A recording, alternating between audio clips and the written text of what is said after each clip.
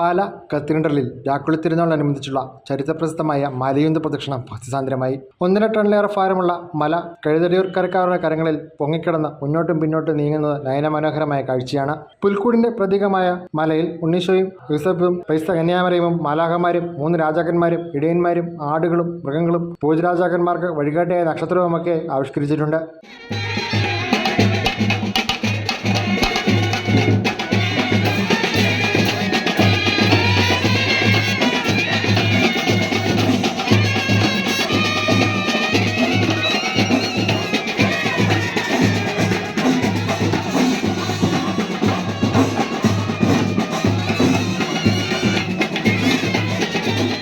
തിങ്കളാഴ്ച രാവിലെ bishop Mar Joseph കല്ലനങ്ങാട്ടിന്റെ മുഖ്യ കാർമ്മികത്വത്തിൽ വിസ്തുർബാന നടന്നു. തിരുക്കർമ്മങ്ങളിലും മലയുന്ത് പ്രദക്ഷിണങ്ങളിലും ആയിരങ്ങൾ പങ്കെടുത്തു.